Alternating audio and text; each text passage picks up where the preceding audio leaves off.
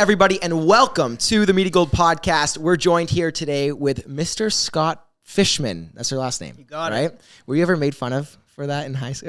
I was. Okay. I got fish all the time. All the time. Well, listen, Scott, we're excited to have you, man.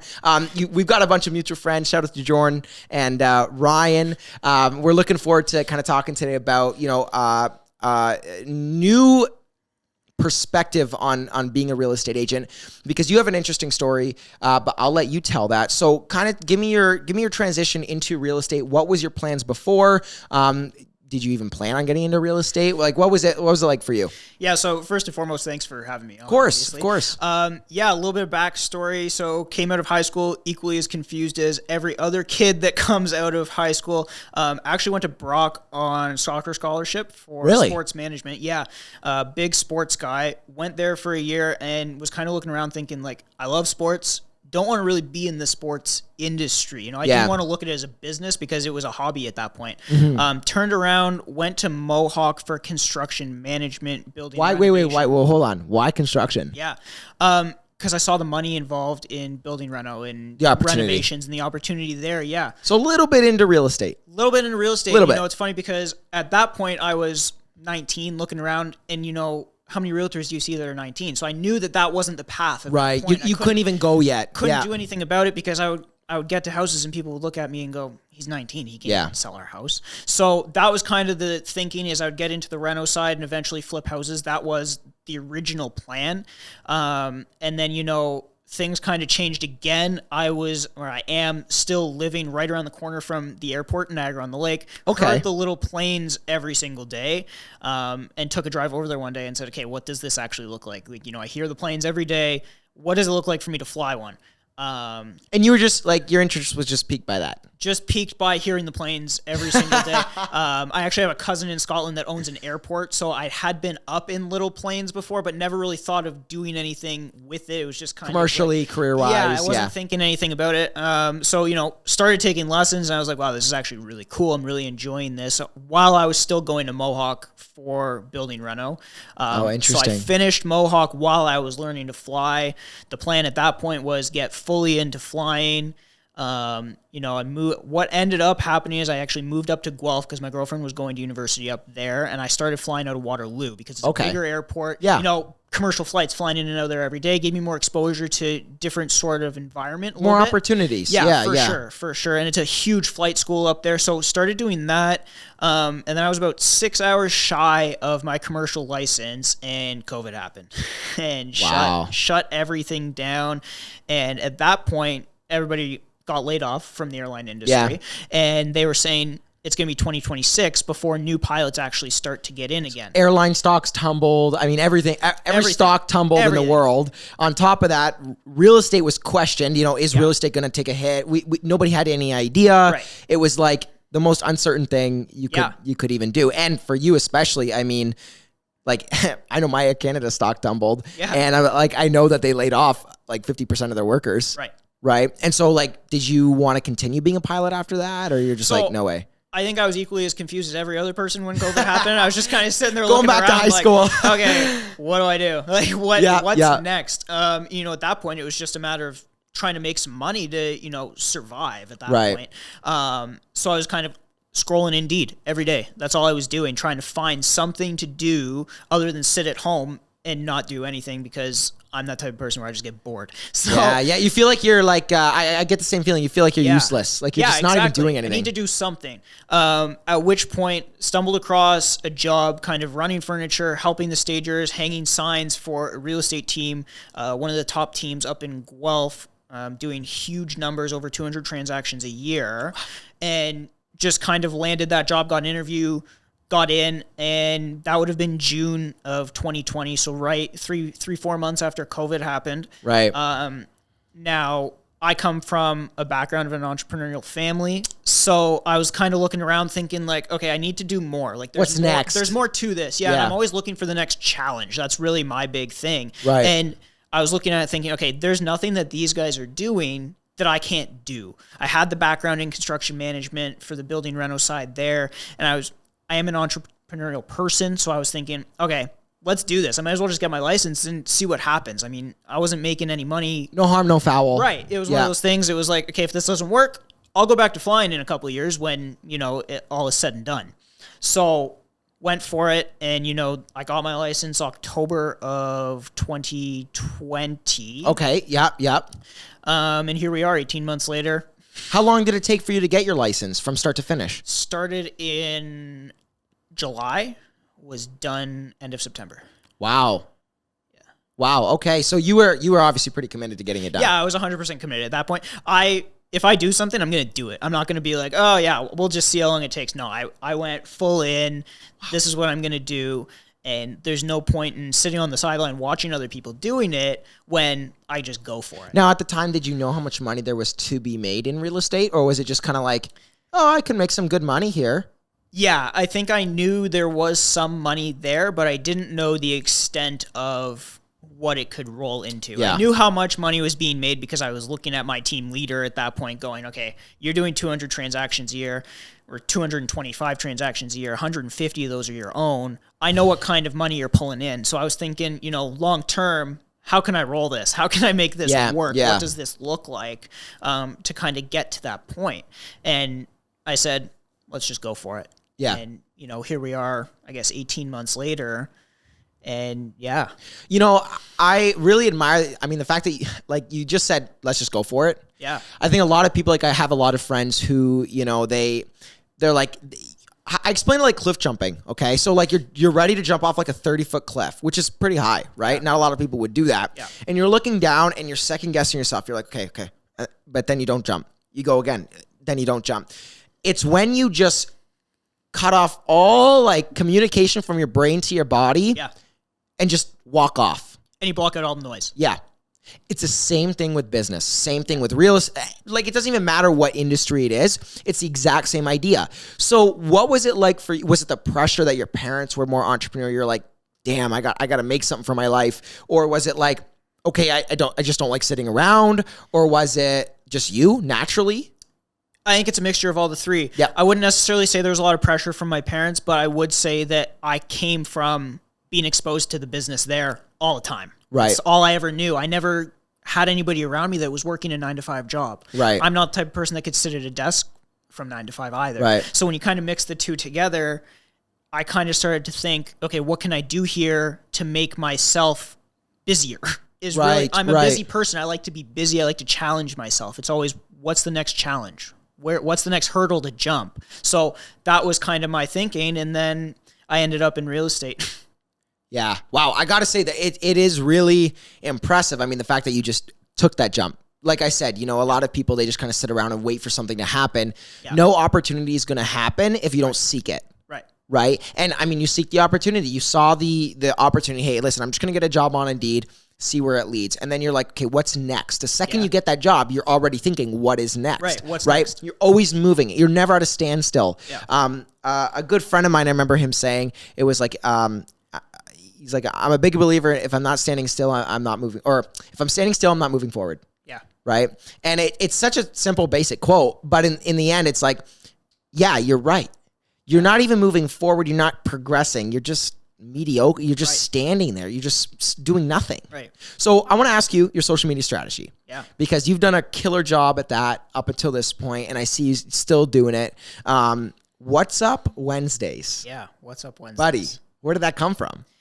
So I work with a coach in the Tom Ferry organization. Okay, yep. Mr. Stephen Kim out of downtown Toronto. Heard of him. Yep. Okay. I know a couple agents that work with that. Yeah. Video is first and foremost, what everybody has to be doing at this point. If you're not doing video, you're behind. What are you doing? Yeah. I got on a call with him one week and we were kind of going back and forth talking about things. And how could we find a series that can be put out every single week to expose myself, but also things to do and add value to other people's lives is really what we were after.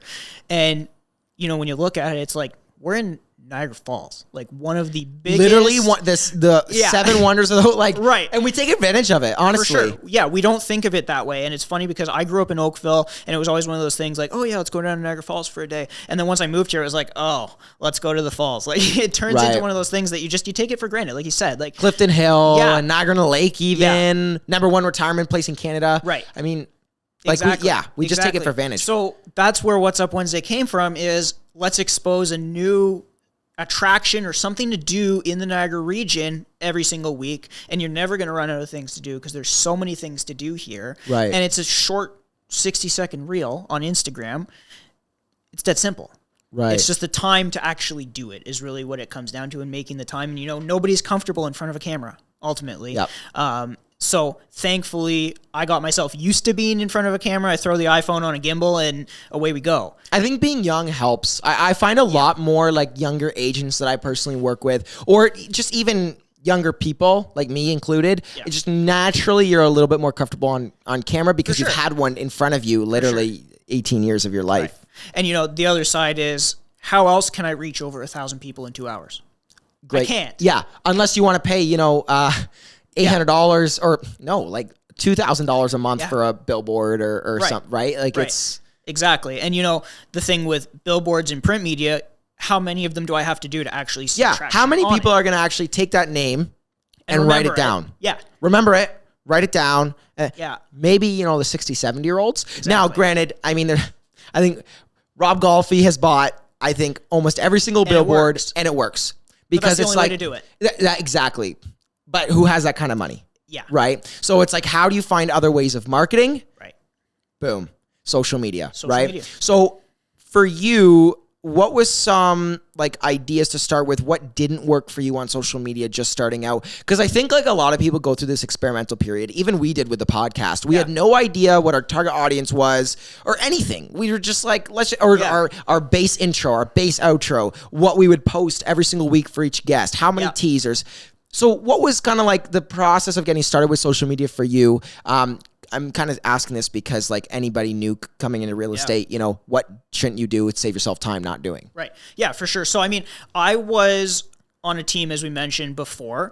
So I started on a team back in October of last year, or I guess 2 years ago now. Went out on my own in March and I was like, I'm just going to run ads on Facebook. Interesting. Facebook, Instagram ads. You know, my parents being said they're entrepreneurial. My dad does marketing. That's what he does. So I was like, I'm going to run ads. Let's see what happens. Try to drive some leads that way. Conversion rates are extremely, extremely low, and the follow-up is extremely, extremely tedious. So if you can build out the systems to do it properly, then it works. But if you can't, as a new agent, you're trying to basically chase your own tail. Is what it feels like, right? So I started off doing paid stuff, only paid stuff, wasn't posting anything on my Instagram other than just listed, just sold, just purchased, working with buyers, that kind of stuff. No stories, no reels, no video is really what I was doing initially. And then totally shifted the mindset, turned off the paid ads, and started only doing stuff that wasn't real estate related on my socials. Interesting.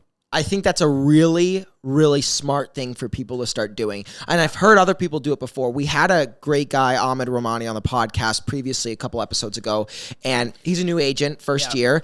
And one of the biggest things he said was like, it saved him time, is he loves working out. So he's like, okay, wait, my friends are asking me to like post workout videos. Why don't I just post those? So like you with the What's Up Wednesdays, right? One of the biggest things I think a lot of people that aren't in sales jobs and are trying to get into sales jobs don't realize is how personal, you know, trust related based it is, that trying to sell what you're selling doesn't work anymore. Exactly. It doesn't. I'm not going to knock on somebody's door and say, hello, Jimmy, would you like me to wash your windows?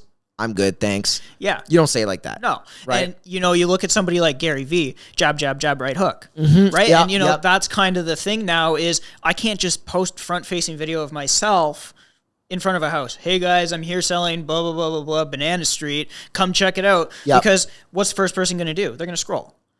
And when's the most important time when you post on an Instagram post? The first 15 minutes. Right. When you post a reel on Instagram, Instagram is judging the algorithm based on what your interaction is the first 15 minutes. That's why before you post, you're supposed to be on Instagram for a half hour commenting on other people's stuff, because then Instagram sees that you're active.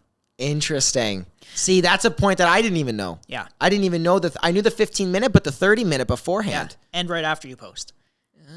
Because then you're gaining traction and the algorithm's working, thinking that you're active in the community. Because I think, yeah, you're right. Because I mean, look at Facebook and Instagram; they've been overrun by bots, right? And just like these stupid marketing schemes that people are trying to work. Yeah. That they value the active customer and they see who is. Yeah. Right. I mean, look, any of us realtors can go on Canva, throw a picture of a house on there, and put "just purchased. Congratulations to my buyers."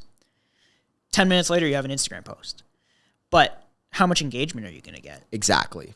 And that's really what we're after, is how many conversations can I have? Not even real estate related. I don't care if they're real estate related. Chasing conversations. Right. Boom.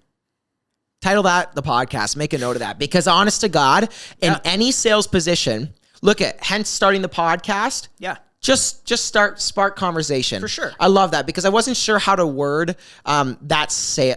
I hate calling it a sales strategy because it sounds like you're always closing, and that's the saying for salespeople is you're always closing, you never sleep, right? But I mean, you know, then it paints a bad picture like, what, I don't want friends? Or I don't want to just meet people? Right. No, that's not true, right? I'm not always closing, but I'm always starting conversation. And whether that's to close or whether that's just to enjoy and make a good friend, right? There's different situations for both. So what were some, like, I know we said social media. Were there any other conversation sparkers for you starting out, or any ideas that you had that maybe worked? We don't have to talk about your future ideas because you don't have to sell them. Because like we don't want anybody else to do those if you have anything cool. So, what was it like for you? Any other conversation sparkers? You know, it was tough because the one big thing was, how can I reconnect with people without followers dropping off on all of my socials? Because, you know, people I grew up with are following me because they went to school with me, or they know me from this, or they know me from soccer. They know me from this hobby or this hobby or this, and they met me here. You know, the second you start posting anything that's not just you doing you, they say, peace out, see you later. I don't want to buy a house right now. Yep. So how can I be front facing? That's me and true, authentically me, that you're still going to want to follow along, but you're also going to remember that I'm a realtor. Yeah. The transition from like that personal account to changing it now to a, you know, a real estate agent or an insurance guy or finance guy, it's very hard. Very challenging. It's because it's like, I even noticed with me when I started posting like my podcast stuff and not even really even trying to close, but just posting more regularly, I saw an 80%, analytically, I saw an 80% decrease in my all over engagement. Very little comments.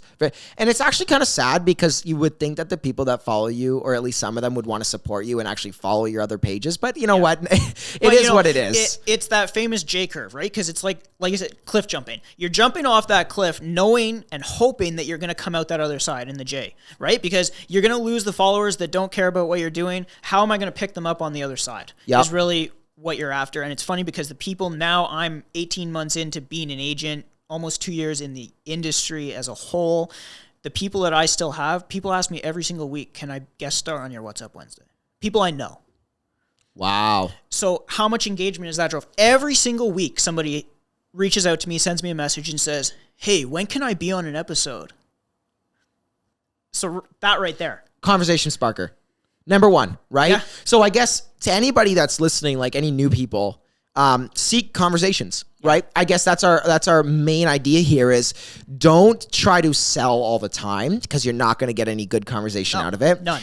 Go to events, you know, comment on other people's social media, just say, hey, this is really cool or something like that. And just spark conversations. Yeah. The more you can do that, and there's so many different ways of doing that. For sure. Podcasts, videos, little What's Up Wednesday series, like anything, right? It's really just find your tribe is really what you're after. You know, What's Up Wednesday was just kind of the start to get me doing it weekly.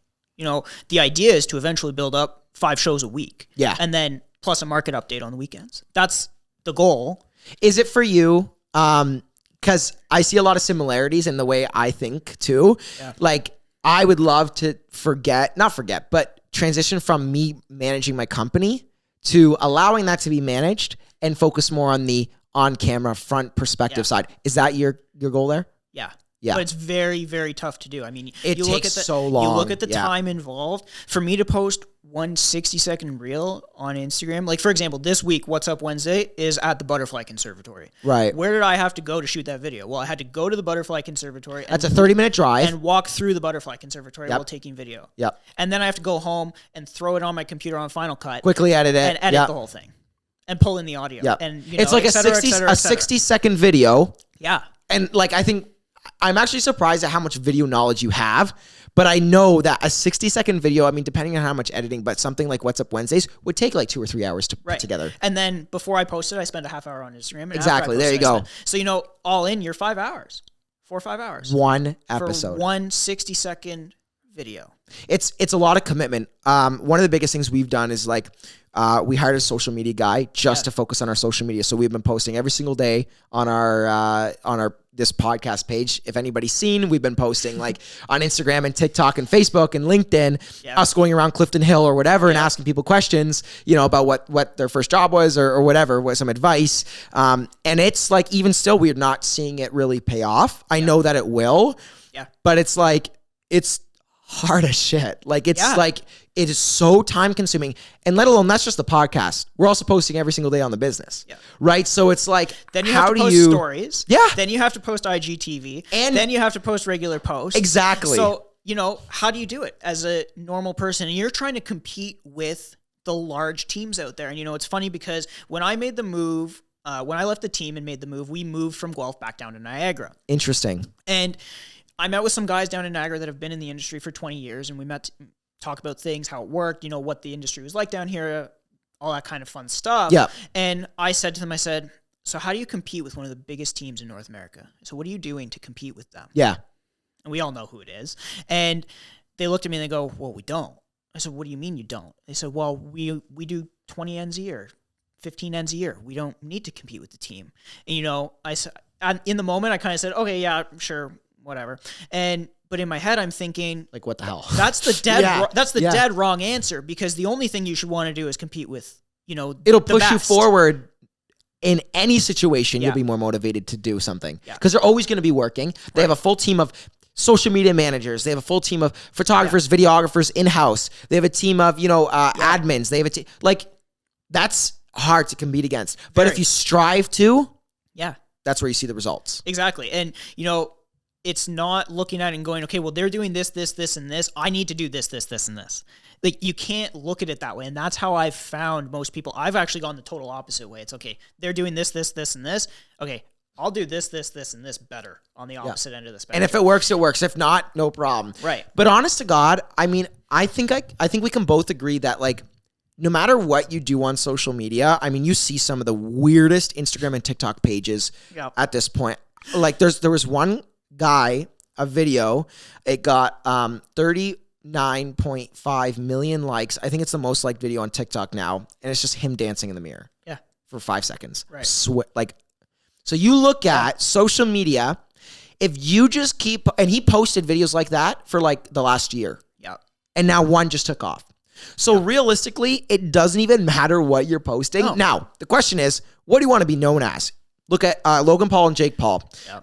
It's more Jake Paul now. Logan Paul's more of a likable guy, but Jake Paul, the way that he's built up his business is by being a, SHIT disturber, right? How does he get these big fights? By literally disturbing just the common sense. I'll beat this guy. I'll beat this guy. And they're like Conor McGregor and Khabib. And everybody's like, no, you won't. Yeah. And they say, oh, you're so stupid. I hate this guy. Look at him. He's growing. Right. It's like, what do you want to be known as? And that leads into my next question. For you in real estate, obviously you don't want to be known as the shit disturber because that's like the worst thing you can be known as. But for you, it's like, what is the one thing that you would want to be known as, not even remembered as, but even just now, like when somebody brings you up, oh, I know Scott. Yeah. I know him for this. What's that for you?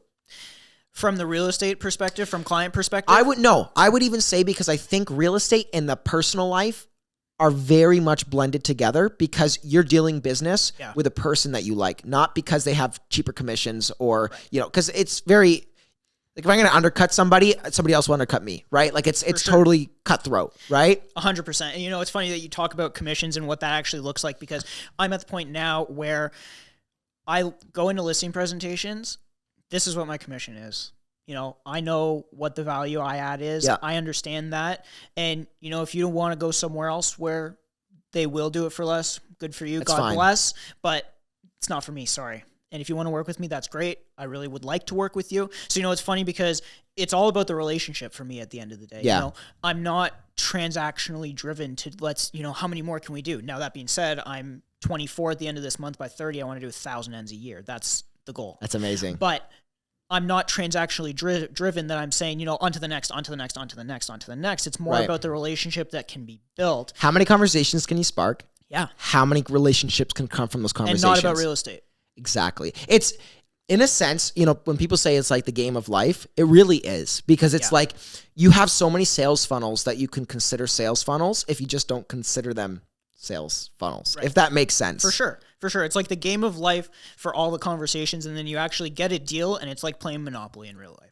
Okay, so for you, Scott, what do you want to be known as? The end all be all? When somebody says Scott, what are they going to describe you as, and like where are they going to remember you from? Is it from a video? What's Up Wednesdays? What does that look like for you? Yeah, so first and foremost, as a friend, not just, I don't want people to just call me and be like, hey, I need to sell my house. That's not what I'm after at the end of the day. It's how can I help you to grow as a person in general, not just on your real estate journey. What can I do to add value to your life that's not just real estate? If it is real estate, so be it. But if not, for sure. And you look at What's Up Wednesday, for example. Who is that catered to? Who's looking at that? People in the GTA that are looking to come down to Niagara for the day. It's not really people in Niagara, because they're looking at it going, oh yeah, we know where this is. And those are the people that have taken it for advantage. Right.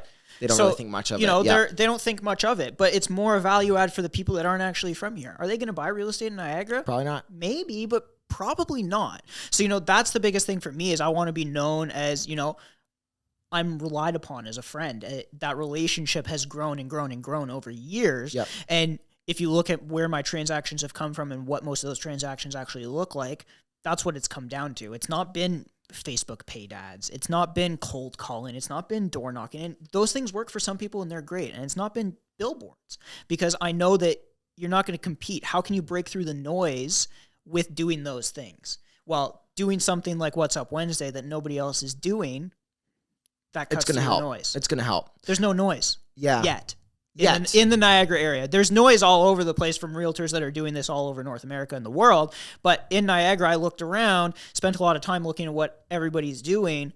Nobody's doing that kind of thing. Mm-hmm. I find it interesting a lot. And I've seen like your What's Up Wednesdays, and I don't mean this in a bad way. They're not like these super high production videos. No. And I think that's what a lot of people need to understand. Yeah. They don't need to be. A lot of this is going to come back to bite me because I'm literally speaking up against what I do. But a lot of agents think that they need to produce this super high quality stuff every single week. Right. No.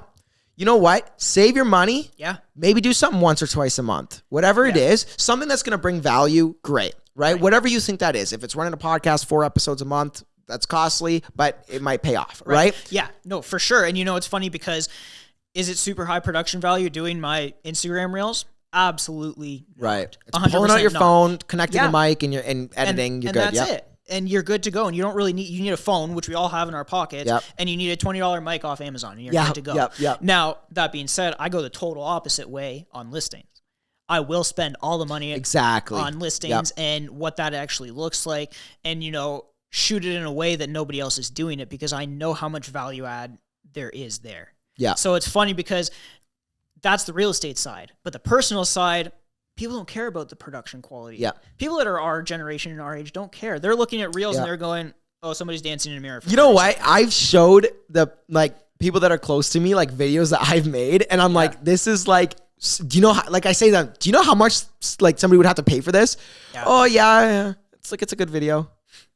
Yeah. But they comment more about the car or the person or whatever's in the video, the message of the video. And that is exactly it. And it's funny you bring up car, because every single time I post something in my car, in my Tesla, I get engagement. Yep. Every single time without fail. I post a story in my Tesla of the screen. It doesn't have to be anything on the screen. You can just be the car on maps, and that's it. And so he's going to say, wow, your car is really cool. And it's like, hey, you want to come for a ride sometime? Sure. Because again, where's it go back to? Conversation. Yep. Conversations. And then you have conversation, and then they're like, oh, that was really cool the time I did that with Scott. And, yep. Then it's memorable. Every single time without fail, I get a comment if I post something in the car. So one of the next video series, talks from the Tesla.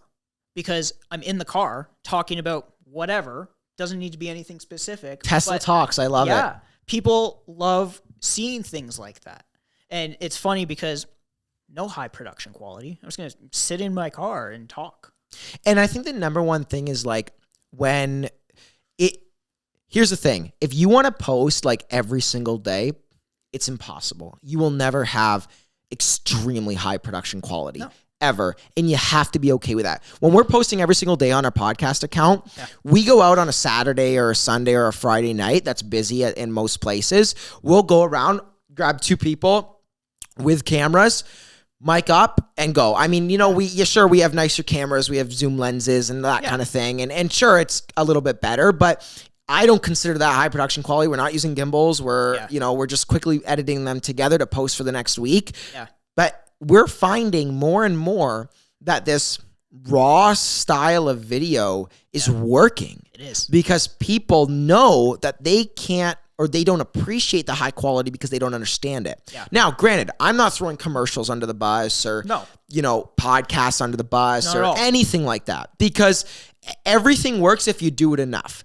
Yeah. If like I'm sure you would love if you had the money to take What's Up Wednesdays and build a studio with a neon sign with What's Up Wednesdays and have a whole production team do it for you. Yeah. And like, I'm sure you'd love that, but where are you going to spend your money? Right. Right. And I guess that's the biggest question. So for new agents, okay, it's very costly to get into marketing. Yep. And we've been talking about it. You don't need the money to start marketing. Don't. So for you, when would you start spending? Because I think this is for new agents, maybe you do 10 deals in a year, or maybe you do 15, and maybe in your first year you do 20, which is pretty good, right? That's actually amazing, right? Where would you start to spend money? What would that look like for you? Like if you had an extra 10, 20 grand for or 10, like even 5, 10 grand for marketing this year, where would you put that? So one of the first things I do, every single listing has paid ads behind it. Every single listing, because, boost it out. At the end of the day, my listing presentation, how many eyes can we get on your house? Yeah. And, in this market. That's what everybody cares about. That's really, at this point, I can't dictate the market. You can't dictate the market. And that's what I tell people straight up, we'll put it out to as many people as we possibly can. Here's the marketing budget for doing that. This is what it looks like. And this is the average interest that we generate on every single listing that we have. And, it works, and it comes down to production quality at the end of the day, because that does matter on people do appreciate that side of things. Yeah, exactly. So, on that side. That's where I have found the biggest return is not cheaping out on listings. Once I actually get in the door, I'm not afraid to spend $4,000 a listing. Yeah.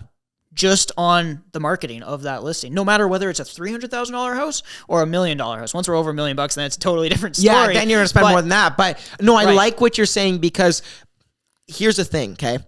We're not saying like use this raw style of content for everything. Right. Because no way should you. Right. If Coca-Cola posted it, different story. I think if Coca-Cola posted an ad, it'll work. It would work because it's so like out there that Coca-Cola just makes everything work in their marketing. Yeah.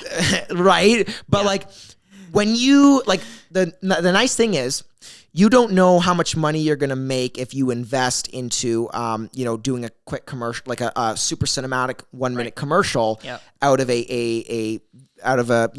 hiring a production company, right? You don't know how much you're going to make off that. Right. And that's the scary part. That is literally why that is the scary part, and why production companies don't get business and why, anybody else wouldn't hire, right? Is because they don't know what it could generate. The production company can try to convince you, but it's not always going to work, right? Especially depending on the quote. Now, what I like what you said was when you're making the money, you're okay to spend the money. Yeah. And here's a problem is I find a lot of new real estate agents, when they don't make the money, they won't spend the money, which is fine, right? Like we said, you can do all that. You can do all free marketing. For sure. But when they make the money, they still don't spend the money. And that's where the problem lies. And that's where good agents and there's bad agents. Yeah. Right. And that's where you differentiate yourself.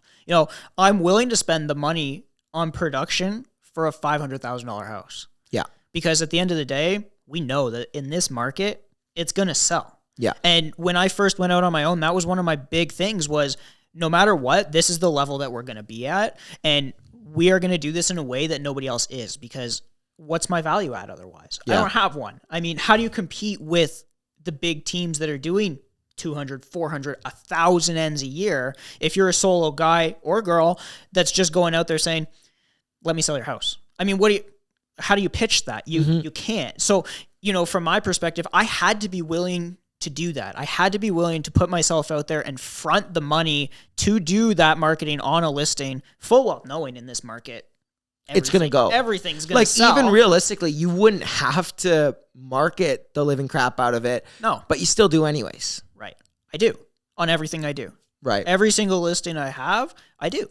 Because it's worth doing to show. It's not even worth doing just for that listing. It's worth doing for future listings, because then I can go into those listing presentations and say, this is what I did for this house. This is why it worked. Yep. And to show your appreciation to the clients who gave you the home based on what you had pitched to them. Right. Right? I mean, we sold in Welland, I guess it's a month ago now, 3 weeks ago. Yeah. We sold a house in Welland in less than 10 hours, sight unseen, just off of the marketing of the house. Is the market crazy? Yeah, granted. But I mean, if we don't do production at that quality, at that level, to put it out there and expose it to as many eyes as possible, I mean, how else do you get? Yeah, exactly. We were 20% over list, sight unseen, in less than 10 hours. Wow. Just based off of the marketing. Mm-hmm. So if that doesn't show you that it works, I mean, what's going to? Like you said, the market is crazy right now. I think people are a little bit more less thoughtful in buying, because they realize that there's so little to buy that they just go. Let's get this house, whatever. We just need a house. Yeah. But still, to this day, marketing is what will sell the house the fastest and for the highest price. Yeah. Right. And also for a good agent on your back that knows how to, 100%. Right. And, you need both the best worlds, right? Doing it right, it works. Yeah. As long as you're doing it right. And, some people's opinions on doing it right are different than others, but iPhone photos on listings are not going to get you there at this point. That one in Welland, we did in less than 10 hours. I did one downtown Toronto for $2.5 million in less than 36 hours. Yeah. Off market. So, I mean, how else do you do that if you're not going to do and be willing to spend that money at this level? Yeah. And, for me, that was my biggest thing when I went out on my own is, get me in the door and I can show how it works. Yeah, exactly. I can show you the stats of, how much engagement we get on every single post, how long people are spending in a virtual tour, how long they're spending in each room, where they're coming from. Where's it worth it? Right. And this is why it's worth it.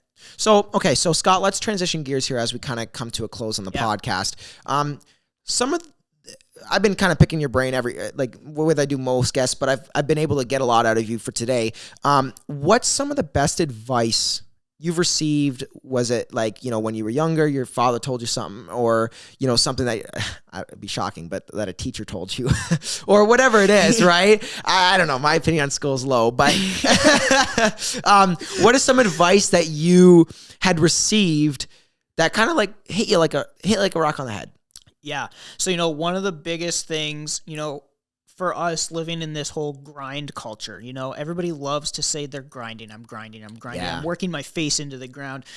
And what that actually looks like, one of the biggest things for me, somebody by the name of Tim Grover, I don't know if you know him or not. He heard the name. Yeah. Okay. So he used to work with Kobe Bryant, big NBA stars. He has a famous saying where he says, "What happens if you grind a rock? What's it turn to? Dust." If you continue to grind yourself for years and years and years, what are you going to do? Burn out. You're going to burn out. Can't. In this whole grind culture, grinding is great. I'm all for it. I work 18 hours a day, 7 days a week. Yeah. But at the same time, I know when I need to step back. And a lot of people don't have that in them to say, I need to step back for a day. I need to step back for 6 hours. And, that's one of the biggest things for me. And hearing a quote like that, if you keep grinding, what happens? Well, you turn to dust. Interesting. Can't do it. You can't. I love that. A lot of people struggle to work really hard, But at the same time, the people who have no problem working really hard struggle to not work really hard at some points. And I am that person as well. Yep. Don't get me wrong. I am 100% that person where it's 11 o'clock at night and I'm still on my computer doing editing or doing anything real estate related or talking to my girlfriend about real estate at 1 o'clock in the morning. And she's looking at me like, would you just stop talking about this because I want to go to sleep? And you know, not to say that she doesn't like to talk about those sort of things, but there comes a point where it's like, I need to go to bed. Like you need to unwind, relax a little bit. And it's so hard when a job that is so personal or like sales based, even let's just say sales based, finance, insurance, mortgage, real estate in general. So I guess it's mortgage. When it's that sales based, you forget the side of work and personal life. It's very hard. It's not like there's like, hey, I work at the Google office and I do like programming. Yeah. And then you're home, you're making dinner, you're done for the day. I mean, it's like being an entrepreneur, except I think with even an entrepreneur, you can separate it, but especially in sales positions, it's very hard to. It's extremely hard. You know, I'm fortunate enough that my parents are entrepreneurs themselves, so I grew up around that. You know, we all had dinner. Growing up, I had dinner with my parents every single night. That was something they did, and they disconnected. Interesting. They made the effort to do that. And, you know, for me, going back to if you keep grinding, you turn to dust, it's one of those things, you know, spending that 45 minutes having dinner every single day where I'm not on my phone reading emails or answering emails or on socials is extremely important. Yeah. Because it allows you to reset. And even if it's only a half hour, you still need that time to reset. You know, when you get home from an offer presentation and it's midnight and you're absolutely wired, you can't go to sleep right away. Yeah. Right? You know, you sit there for an hour, you relax, you unwind, and you look ahead to what's coming, but you know, you're not pushing. So, you know, understanding how those activities that I do in my business that allow me to take that step back a little bit and, you know, really gather my thoughts while still doing the work, but not, you know, out there grinding in that way that our generation likes to look at grind culture. Exactly. And I think we're going to see, I was talking to this with some good friends yesterday and, you know, they're in their 30s. We're going to see this big transition of wealth. And the problem is we're going to see a very thinned out middle class. Very. The scary thing is that because I know my age group, there's either the slight minority, me in there, that you're just going to work extremely hard because you don't want to be like anybody else, right? Agreed. Right? Same with you. I would honestly say we're in the same age, like Jordan and Ryan. 100%. Very similar, right? 100%. But then you look at majority of people from the 18 to 28 or 30, even 30 years old have got caught in this rut or caught in this stuck motion of just like working a job and not expecting anything more, which is sometimes okay, but... And not really to any fault of their own. Exactly. A lot of the time, it isn't to the fault of their own. They were either not raised with that mindset, which I find a lot, especially with, I know, like 18, 19-year-olds, 20-year-olds looking for either to go into school same or... for me at 23, 24, 25. Exactly. Yep. Same idea, right? Yeah. And we're going to see over the course of the next 30, 40 years as I, turn, 30 or 40 or 50, right? I think we're going to see a very strong division between the regular lower class and the higher class because I think this mindset, there was an interesting thing that actually Ryan had talked about. Ryan Cavison said, it was like the world goes in cycles. It's like, hard times make strong men. Yeah. Strong men make good times. Good times make weak men. Yeah. Weak men, or then it's like weak men make hard times. Hard times make strong men. And it's that literal cycle that the world goes through. And I think we're in that weak men and women mentality right now. COVID obviously took a huge hit on people's mentality. And like you said, not to a fault of their own. Yeah. Very just hard to even stay positive. For sure. But I feel like we're getting caught in that rut. Yeah. And that's where you see a big division, not necessarily just in wealth, but in mindset. How much do you believe in yourself? Right. For sure. And how much do you have the ability to believe in yourself and push and understand that you need to push? Yeah. I wouldn't be where I am if I didn't understand that I need to push. If you wanted to live mediocre, you would still be waiting for your pilot job, working as a waiter till you're 2026, till you're, 28, 30 years old, and then pursue to be a pilot. Right. Just kind of waiting around and waiting for something Waiting for opportunities to happen. Yeah, the flip side of that, what did I do instead? I got into real estate. Seeked opportunities. The first year I was on my own, I did just over 10 million in sales. 2022 to start, I'm over 6.5 million in sales already this year, and we're mid-March. First quarter. What does that look like? And what does it, I have the ability, luckily, I consider myself lucky that I can look at me being 30 and saying, where do I want to be? And, this is what I want to do. This is what I'm going to do to get there. And what's achievable. And I think that a lot of people struggle to think about that and struggle to see themselves in that position and put themselves in that mindset of, okay, this is where I want to be. This is what I need to do to get there. Everybody loves to say, I'm going to retire on a beach in the Caymans by 35. It's the first thing that I hear 90% of people I talk to in real estate say. I want to retire on a beach in the Caymans by 35. One, because it's tax-free, and two, because I've made all my money. But that's not what it's about for me. It's how big can I grow this thing? It's fun. You get that adrenaline rush. And, sometimes you do get the burnout. You grind the rock a little too much that day, and you get closer to becoming dust. And, eventually all of us become dust. But 100%. It's like, how do you slow the process, but then know when to speed it up? And what rewards do you get out of that? How many diamonds can you get out of the rock? Right? And those rewards aren't necessarily with money. Exactly. And I think that's where a lot of people in real estate struggle as well, because they look at it coming in as new agents going, I'm going to make so much money because that's what everybody else is doing. When in reality, it's not. I mean, the average agent's doing 4 deals a year. Failure rate's over 80% in your first year. So if you look at it, I mean, you can't get into it with that mindset. You talk about, what's your advice for new agents? Don't get into it with the mindset of I'm going to make X in my first year. Get into it with the mindset of I'm not going to make anything in my first year, but this is what I'm building. What am I building? Let the achievable mindset and the confidence that you have push you to do whatever you want in your industry. And allow the dead end job mindset that you don't want to work push you to be for sure. Work for free for a year, basically. For sure. Right? Because I know a lot of agents that, even yet now they're, maybe 6, 8 months, 12 months in, and they haven't sold a house yet. Now, that's totally fine because you have you're in your young 20s. You are so totally fine to not sell a house that year. Right? And I think a lot of people, they look down on that. Like, oh, you're a realtor and you haven't sold a house yet. Like, why did you get into real estate? Right? But these people are trying to build a wealth for themselves. And I mean, like you said, 80% failure. Some of them in their first 6 months, they won't stick. They'll be like, I haven't made any money yet. I'm going to start, not being able to afford food or gas, which is at $2 now. Right? They're like, I can't afford that. So now I got to go somewhere else. And they panic. And that's a lack of self-confidence. 100%. I genuinely believe you can be successful at anything you want if you have enough self-confidence. It just needs time. Is really what it comes down to. And, even real estate specifically, you look at it, any other business that you're going to build, you're not going to build it and it's not going to cost you anything. So why that mindset is there that I can get into real estate and it's not going to cost me anything to do, whether it's time or money? Why does that exist? Why is that a mindset that people have in our industry? Because any other business that you're going to build, media, you look at the industry, you can't just jump in and be like, I'm here. And expect to get clients. Right. I remember when I started out, I cold called 10 different agents. I was doing work for a church because COVID hit. So they were they were going off we need to start doing video sermons and stuff like that. Cold called 25 churches in Toronto. And I didn't hear one back. Right. And then I cold called 10 agents. Only heard one. Still work with her to this day. Shout out to Tracy. Thank you so much. But I recorded that first sales call and I remember and I know what it was like.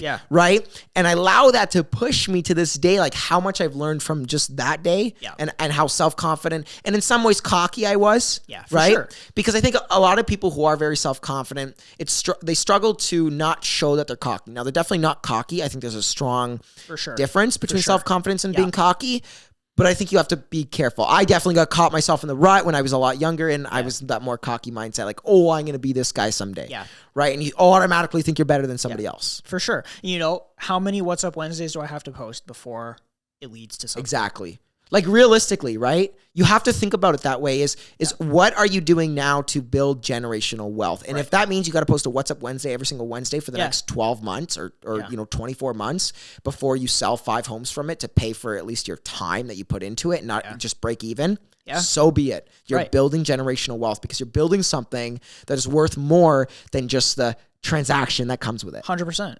100%. Well, listen, Scott, I want to thank you for coming on today. Thanks for having me. We talked for probably a solid hour, I want to say, but it was great to kind of find out more about Instagram, find out, just about in real estate in general and being a new agent, coming from somebody who's done so many deals as you have, how you've gotten those deals, and what you do on social media to differentiate yourself.